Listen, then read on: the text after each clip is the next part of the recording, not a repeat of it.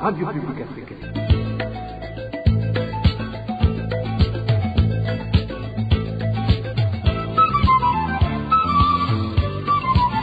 Radio Publique Africaine.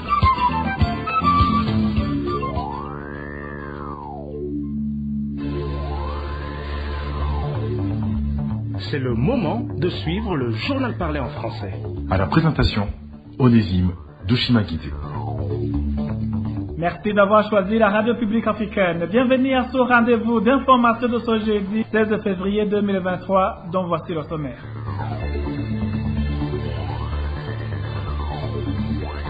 Le Burundi vient de connaître un niveau d'infraction de 28,6%, un niveau jamais atteint au cours de ces 25 dernières années. Au sommaire également, le mouvement d'action patriotique MAP Burundi Buhire s'insurge contre les discours de certaines autorités burundaises, des migrants et décourageant les jeunes qui désirent faire des études poussées. La PARSEM trouve quant à elle que le chômage qui frappe la jeunesse burundaise est consécutif à un faible niveau d'éducation et l'incapacité du gouvernement burundais à stimuler la création de l'emploi. Au cours de cette édition, nous parlons aussi de la perturbation des activités en province de Bubanza suite au manque criant de carburant, un manque qui dure maintenant près d'une semaine. Voilà pour le sommaire.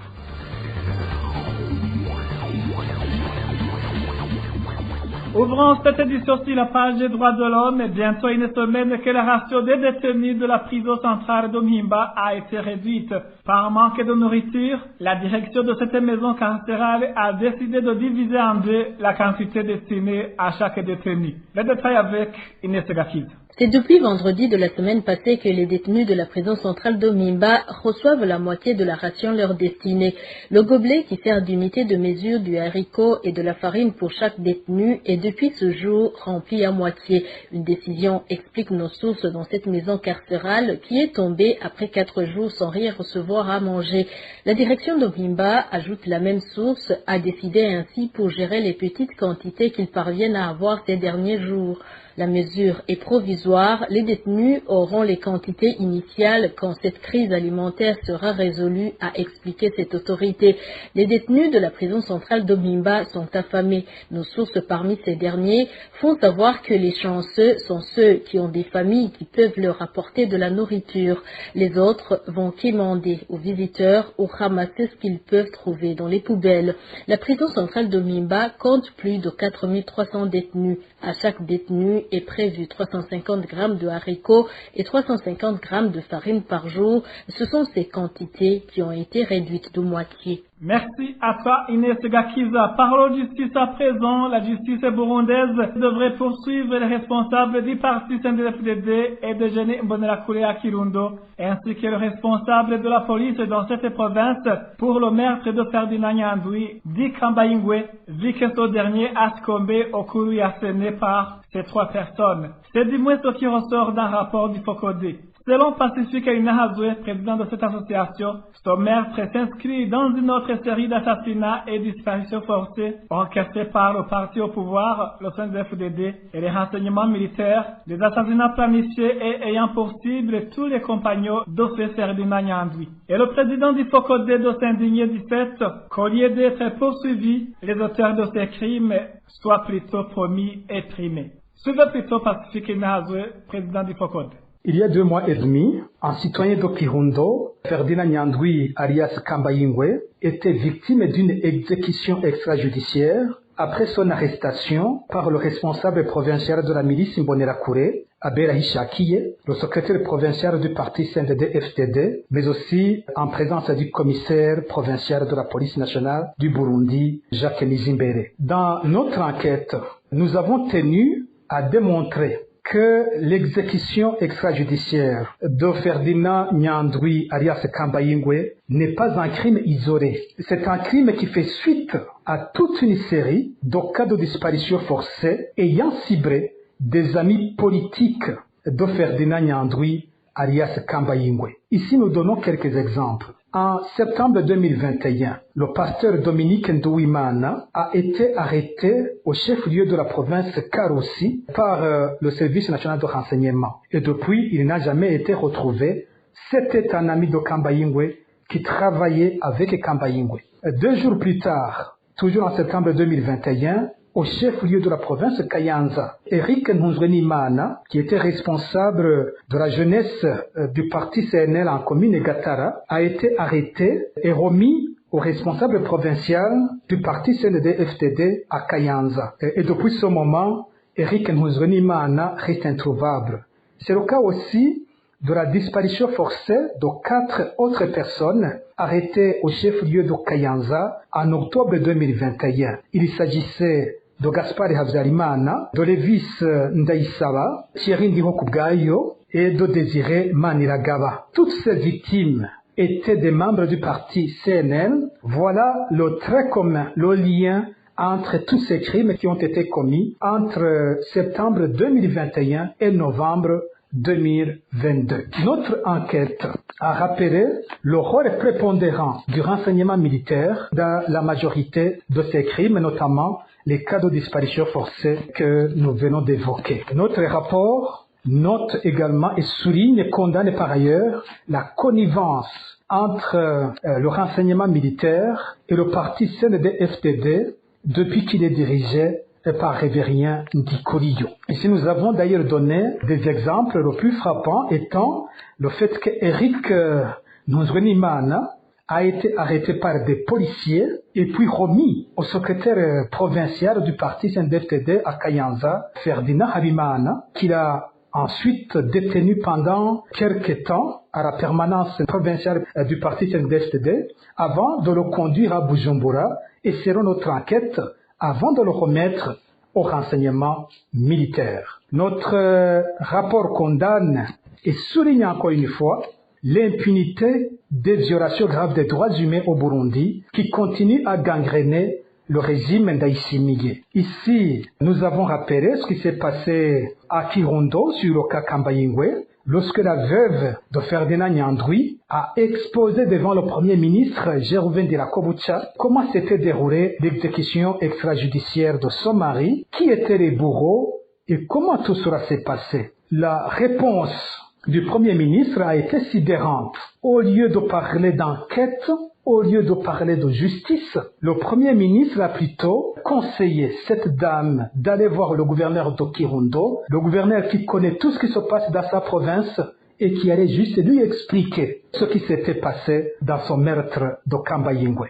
C'est comme si le gouvernement du Burundi était en train de justifier une violation grave des droits de l'homme comme celui de l'exécution extrajudiciaire de Ferdinand Nyandwi. Alors c'est ce qu'on remarque dans toutes les violations graves des droits humains sous le régime Ndayishimiye. Les auteurs ne sont pas inquiétés. D'autres exemples, c'est les cadres du renseignement militaire qui ont été promus à des postes de responsabilité ou dans des missions plus importantes après les crimes commis en 2021. C'était Pacifique Nahazwe, président du FOCODE. Après une petite transition, nous ouvrons la page consacrée aux nouvelles de la société.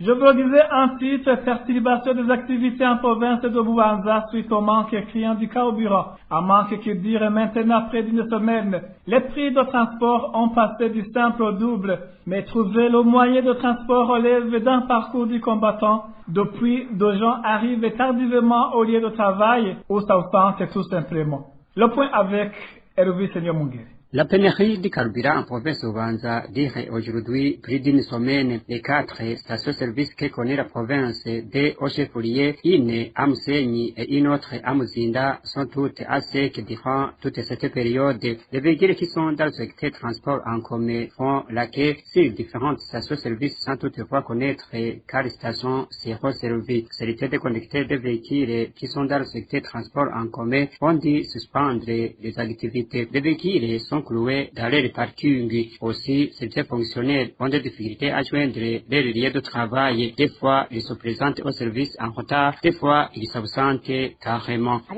Ce n'est pas facile pour des enseignants. Ceux qui se déplacent par véhicule ont du mal à se présenter au travail, tandis que d'autres arrivent en retard suite au manque de véhicules de transport. Si vous arrivez en retard, vous travaillez peu de temps, c'est vraiment un problème. Aujourd'hui, les véhicules de transport font de longues chaînes dans différents endroits où se trouvent les stations-service. Toutefois, ils ne connaissent pas le jour où le carburant serait disponible à ces stations. Pour grouper de véhicules qui restent sur le terrain dans cette province, les transporteurs ont dédoublé les prix du ticket de transport. Chauffeurs de ces véhicules indiquent qu'ils utilisent le carburant acheté à un prix exorbitant au marché noir. Par exemple, le trajet Muzinda-Bubanza à Varapénéry, on paye 2500 francs. Mais aujourd'hui, le ticket coûte jusqu'à 6000 francs. Mais même avec les 6000 francs, on est évident de pouvoir se déplacer par manque de véhicules. Les prix de transport ont augmenté de 100%, c'est ce que je constate. Pour le trajet Bubanza-Bujumbura, si vous n'avez pas 20 000 francs, vous ne pouvez pas vous déplacer. Le prix officiel est de 10 000 francs aller et retour. Pour les motos, c'est encore plus catastrophique. Le trajet de 2000, on le fait aujourd'hui avec entre 5 000 et 6 000 francs. Les habitants de la province de Bubanza demandent au gouvernement de résoudre les problèmes qui sont liés à la pénurie du carburant le plus tôt possible, sinon elle va tout gâcher. Au moment où la population traverse encore une fois 2 moments difficiles depuis maintenant plus d'une semaine suite à la pénurie du carburant, la Régie des eaux qui importe pour le moment ce produit parle d'un petit problème qui a perturbé l'importation. L'annonce a été faite par le directeur général de la Régie des eaux lors d'un point de presse ce mardi. Albert Manigomba promet à la population que le problème de la pénurie du carburant sera incessamment levé.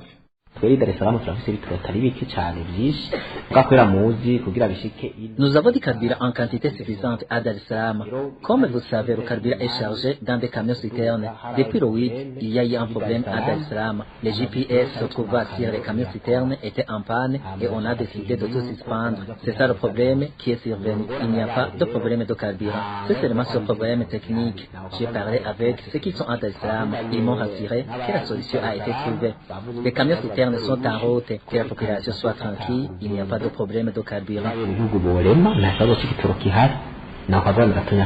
Ce n'est pas la première fois que de telles promesses soient données à la population. Le 28 décembre 2022, la Régie des eaux avait tranquillisé les Burundais via son compte Twitter qu'il n'y aurait plus de pénurie du carburant car tous les problèmes sont déjà résolus. Quelques jours avant cette déclaration de la Régie des eaux, le président de la République en personne avait rassuré lui aussi qu'il a déjà pris en main le dossier de carburant. Parlons éducation à présent. Le mouvement d'action patriotique MAP Burundi Buhire s'insurge contre les discours de certaines autorités burundaises dénigrant et décourageant les jeunes qui désirent faire des études poussées. Le professeur d'université Libérani Washilakandi, porte-parole du mouvement MAP Burundi Buhire, indique que les gens ne devraient pas céder à de tels discours car l'école reste et restera le moteur du développement. Suivez plutôt professeur Libérani Washilakandi. Le mouvement d'action patriotique met en avant l'intérêt général des Burundais et en particulier de la jeunesse et des femmes.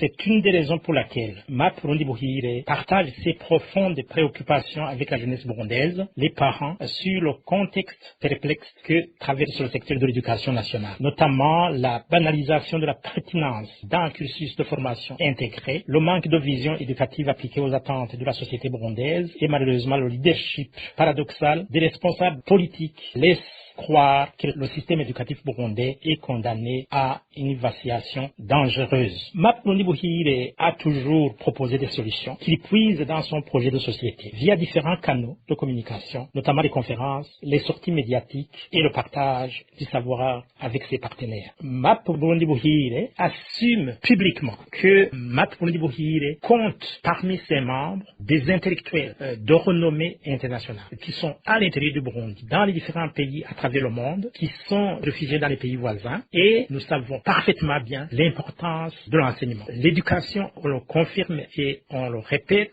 c'est le moteur du développement.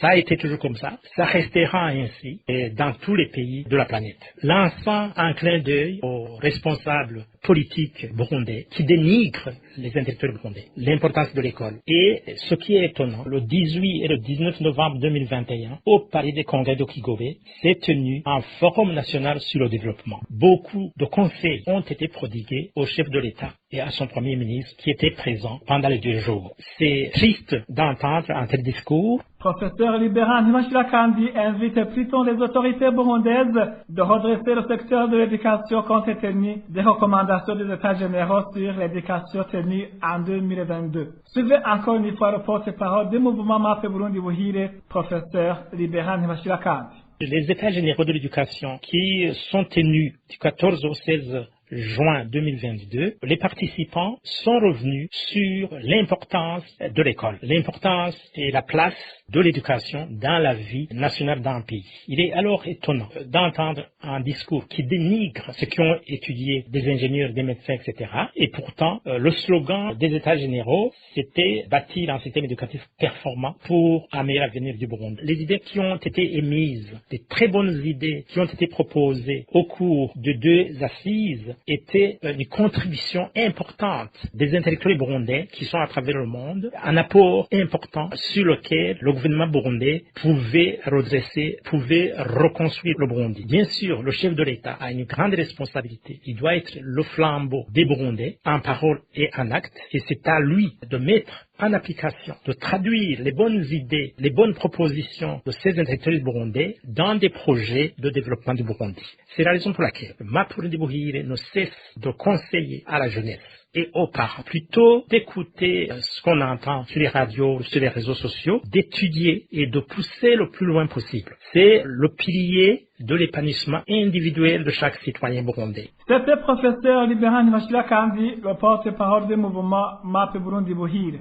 Le chômage est l'une des 3 fléaux pour une économie nationale et qui plonge actuellement le Burundi dans une situation économique très dramatique. Propos de Faustin Ndikumana, président de l'association Parole et Action pour le réveil des consciences et le changement de mentalité par Semansigre. Au cours d'une conférence de presse animée ce mercredi, Faustin Ndikumana a indiqué qu'à l'issue des enquêtes menées, le chômage est consécutif notamment à un faible niveau d'éducation et les capacités du gouvernement à stimuler la création de l'emploi. Suivez plutôt Faustin Ndikumana, président de la PARTEC. Nous avons constaté actuellement que le Burundi vit une situation où les 3 mauvais phénomènes de l'économie coexistent. Ça veut dire l'inflation des biens et services, le chômage, la baisse de l'activité économique. C'est une situation en économie qu'on appelle stagflation, une situation dangereuse. Pour résoudre ce chômage, alors il faut en comprendre les motifs. D'abord, en milieu urbain, il y a un problème d'abord d'éducation et il faut de formation des jeunes. Le niveau actuel des jeunes il a lamentablement chuté. Les jeunes en quête d'emploi ne sont plus compétitifs sur le marché du travail, par rapport à leur qualification. L'État lui-même ne parvient plus à embaucher à suffisance dans les secteurs clés comme l'enseignement. Il y a un besoin immense des enseignants, mais il y a des jeunes chômeurs qualifiés dans l'enseignement. Le secteur privé structuré qui est très faible. Nous avons notre taux de salarisation inférieur à 10%. L'industrialisation pourvoyeuse d'emploi est encore limitée. L'action des ONG a été mise à rude épreuve. Actuellement, les initiatives d'autopromotion sont heurtées à 3 problèmes fondamentaux, comme le pouvoir d'achat de la population. On ne peut pas initier une action d'autopromotion sans toutefois qu'il y ait une demande suffisante. Les infrastructures, faibles capacités de financement. Une seule banque de jeunes ne peut pas subvenir aux besoins des jeunes en matière de financement des activités d'autopromotion. En milieu rural, on dit que le secteur agricole, c'est le métier de refuge. Mais, d'abord au niveau de l'occupation. C'est là qu'on a des problèmes de terre. On a moins de 0,5 hectares par ménage. 30% des ménages n'ont pas de terre agricole. Si une famille cultive son peu de terre, il le fait dans 2 semaines. Tout le travail champêtre avec les semences et tout ça, c'est presque un mois. En attendant la récolte, quel est le revenu alors qui permet au chef de la famille de subvenir aux besoins familiaux? Il faut d'autres métiers. Faustin Ndikumana invite le gouvernement à prendre les mesures nécessaires et basées sur les études minutieuses afin de pallier le problème de chômage toujours grandissant dans le pays. Encore une fois, Faustin Ndikumana. Je crois que si on veut résoudre la question du chômage, le gouvernement doit faire cette question, il doit la faire sienne. Le gouvernement doit se sentir concerné au premier chef. D'abord, améliorer l'éducation et le niveau de formation, améliorer l'environnement des affaires, protection des investissements par la justice, et la garantie de la concurrence. favoriser les travaux IMO, construction des routes, donc construction des routes, des infrastructures. On a un emploi, occuper le personnel nécessaire dans l'éducation, la santé, limiter les tracasseries administratives et déréglementer certains secteurs. Limiter ces histoires de papier, ces histoires de quoi qui augmentent la lourdeur de l'administration, le poids de l'administration dans les affaires, où les gens sont gênés, où les jeunes promoteurs. Il faut l'électricité suffisante, éclairer les villes, les rues, avec une sécurité, une police de proximité qui sécurise les rues, les avenues pour travailler 24 heures sur 24 heures. Une police au service de développement. Et accepter certains petits métiers, éviter les dénigrements, construire les meilleures infrastructures, faciliter le développement des villes. Le gouvernement devrait encore une fois redynamiser le Conseil économique et social pour l'aider à réfléchir sur les problèmes à fond. En économie, il n'y a jamais de mesures précipitées. Il n'y a pas de mesures teintées d'émotions. Les mesures doivent être objectives et être prises à partir d'une connaissance approfondie des défis et problèmes. Sinon, on risquerait de taper à côté. C'est au moment où le président Évariste Ndayishimiye avait récemment contesté l'existence des chômeurs dans le pays et a indiqué que la scolarisation ne fait qu'engendrer des problèmes. Parlant toujours économie, le Burundi vient de connaître un niveau d'inflation jamais atteint au cours de ces 25 dernières années. À travers son tweet de ce mardi, la Banque centrale indique qu'actuellement, le taux d'inflation est de 28,6%. Des experts en économie s'inquiètent que la flambée des prix pourrait arriver à un inimaginable à la fin de l'année en cours. Josiane Mouzaneza nous en dit plus. Depuis l'an 1997, après que le Burundi a été frappé par l'embargo commercial, le pays n'avait jamais atteint un niveau d'inflation aussi incroyable que celui enregistré actuellement. Si on en croit l'illustration publiée ce mardi par la Banque de la République du Burundi sur son compte Twitter, l'inflation en glissement annuel calculé en comptant les prix entre janvier 2022 et janvier 2023 est de 28,6%, selon toujours le rapport de la BRB qui cite l'Institut national des statistiques du Burundi. L'inflation a affecté aussi bien les produits alimentaires que les autres biens et services considérés comme non alimentaires. En ce qui concerne les denrées alimentaires, où le phénomène s'est beaucoup fait sentir, la hausse des prix a touché plus sensiblement les produits de première nécessité, tels le haricot sec, le maïs, le riz, la farine de manioc, le poisson ainsi que les huiles, à l'exception de l'huile de palme. Pour ce qui est des autres biens et services non alimentaires, l'augmentation des prix a été constatée au niveau des combustibles et du carburant, au niveau du logement, sans oublier l'eau et l'électricité. Selon les spécialistes en économie consultés par la RPA, la situation est étroitement liée à la dépréciation de la monnaie burundaise qui s'observe depuis quelques années, la hausse des prix du carburant au niveau international, l'augmentation des prix de transport ainsi que la baisse de la production vivrière. D'emblée, ces experts en matière économique se font un son d'encre, craignant que cette inflation tous azimuts, qui ne s'était pas encore observée depuis 25 ans, n'atteigne un niveau beaucoup plus spectaculaire. Ils estiment qu'avec la persistance des causes évoquées et la continuité de la crise en Ukraine, le taux d'inflation pourrait arriver à 70% d'ici la fin de l'année 2023 en cours. Les personnes qui se déplacent en véhicule, tout comme ceux qui font le transport dans la capitale économique Bujumbura, déplorent l'état de délabrement de la majeure partie de la voirie de la mairie. Ils indiquent en effet que des accidents sont fréquents suite à ces routes remplies de nids de poules. Résultat avec Daniclaire Ilafoum. Ces personnes de la ville de Bujumbura indiquent que nombreuses routes de la mairie de Bujumbura sont remplies de nids de poules et laissent à croire que la route n'a jamais été bitumée. Selon notre source, il y a des routes qui sont vraiment en mauvais état. Notre source donne des exemples de ces routes avant d'ajouter que lorsqu'il pleut, la situation se détériore.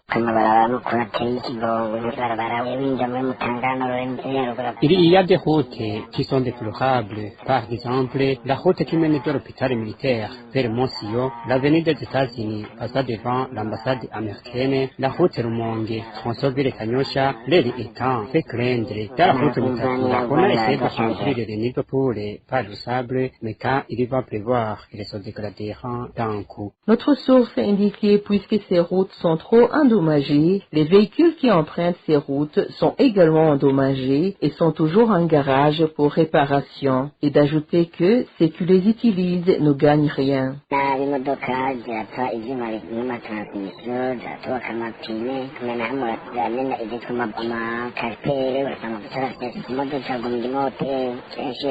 Les véhicules sont souvent en panne, les roues percées, les transmissions et les cratères sont touchés et en essayant de contourner les nids de roue, les accidents surgissent, les phares de véhicules sont cassés et les véhicules sont toujours dans le garage. Les mauvaises routes sont donc ce qui empêche ces véhicules de résister longtemps. Ces conducteurs de véhicules demandent au gouvernement de faire en sorte que ces routes soient réhabilitées car, selon eux, la ville de Bujumbura accueille beaucoup de personnes venant de toutes parts dans le monde. Merci à toi aussi, Dani Claire Iratumva. La population de la colline Nyamitanga, en commune Buganda de la province de Cibitoke, se réjouit de la réhabilitation de la route nationale numéro 5, endommagée au niveau de la localité de Nyamitanga. Elle trouve cependant que la meilleure façon d'entretenir ce tronçon serait la mise en place de caniveaux à Daout.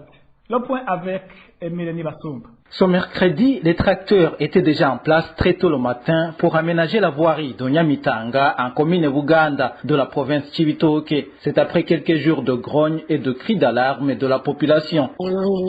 À Nyamitanga, après nos cris d'alarme, à cause de la pluie qui laissait de la boue au milieu de la route, eh bien nos cris ont été entendus. Nous avons longtemps demandé qu'on enlève la boue qui traînait au milieu de la route et qui perturbait la circulation. Actuellement, j'ai vu là-bas des tracteurs de l'usine Buseko.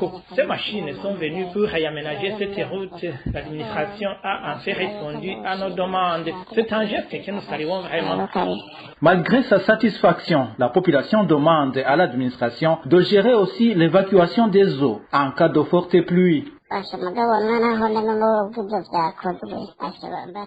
on est en train de réhabiliter cette route, s'il ne creuse pas de grands caniveaux et faire de l'air possible pour que l'eau soit évacuée pendant de fortes pluies, tout ce qu'ils sont en train de faire sera vain. Pour rappel, cela faisait plus d'un mois que cette route devenait impraticable à chaque fois qu'il y avait de fortes pluies. Merci à toi aussi, Emile Nibasumba. Merci, mesdames et messieurs, d'avoir prêté oreille attentive. Ainsi prend fait cette édition. Merci aussi à l'équipe de la rédaction et à l'équipe technique pour leur bonne collaboration. À la présentation de cette édition, c'était Onésime de Chimagui. Passez de bons moments chez vous. Au revoir.